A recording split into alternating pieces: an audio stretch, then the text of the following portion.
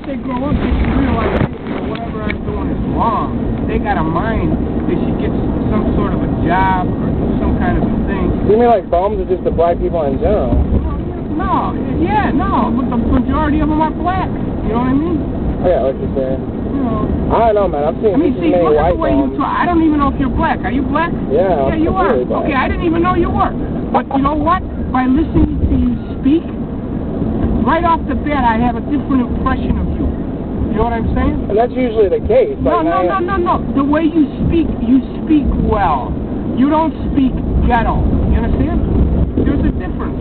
Oh, I totally agree. But you have to take in mind, man, there's a time and a place for any eloquence, man. Like, for instance, if I'm speaking with an individual that I need to comprehend me, I speak intelligibly. If I'm in an environment with my friends, I'll speak as inappropriate as necessary. That goes for any race. Like, for instance... Yeah, I understand that. You're right. But you know what? What's your name? Ronci. Ronci? Uh-huh. You know, you want respect, don't you? Absolutely, and I demand it, as a matter of fact. Okay. Then do you give it? Absolutely. All right. If you want respect, you should give respect. Yeah, absolutely. But there's right. a lot of people who want respect, but they give none. Exactly. You understand what I'm saying?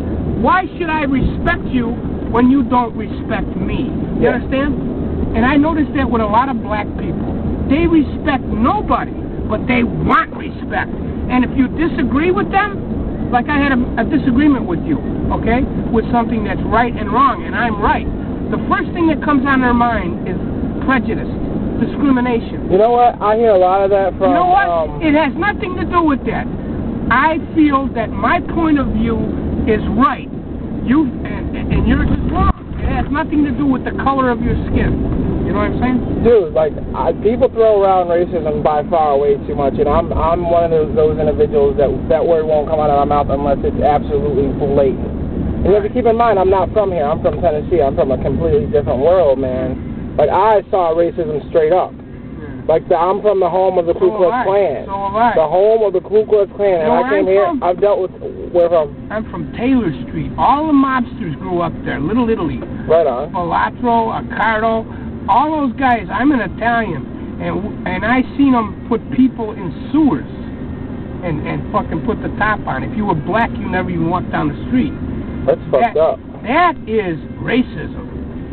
Yeah, and then you hear someone, and I see the point that you're making as far as people disagreeing. Right. Like, and then all of a sudden getting mad and saying that it's racism because of that. And no, that's wrong, but you also have to understand the environment people like that have been raised in. When you grow up in the fucking ghetto, man, if you grow up in the slums, like, and you see no way out, and then you see like people of other races that are racist towards you when it's not your fault that you grew up in said environment, like, you can get a little upset about that, and you start getting that perspective. I can understand it. You know what it all comes down to? It's how you're brought up. Where your parents teach you, when you take a shower, wash your underneath your arms, it's basically the same thing. When you take a shit, wipe your ass, be clean, it's basically the same thing. Parents tell you or teach you to be nice individuals to people. You know what I'm saying? That's basically what it is. It's how you're brought up. And if your parents were crackheads, then the kids that are going to grow up with nasty, fucked up attitudes. Right. That being said, like, can you really blame them when they were raised in an environment that caused them to be that way? Yeah, but then again, when they get older and they know right from wrong, they should be able to discern that.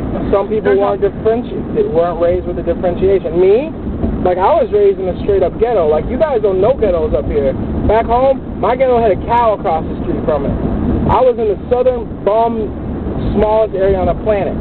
It was ridiculous. It was completely obscene. But, and I was really bitter growing up. I was ridiculously bitter. But as I got older, I had a revelation, man. Like, I realized that ultimately, no matter what happens, like, my decisions are up to me. Like, you reach a certain level of adulthood in which you can't make excuses anymore. Fine, you've been screwed all your life because of, for whatever reason. Fine, the white man is out to get me. Say, I know for a fact that every white man is out to get me.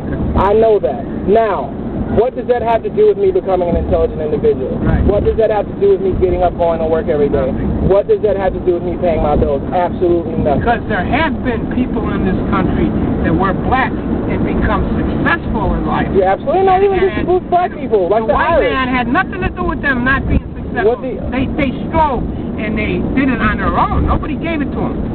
Well, I mean, but coming into America as a minority, you've already got 2 strikes against you. Yeah. It's up to you to say, hey, fuck. Like, for example, affirmative action, right?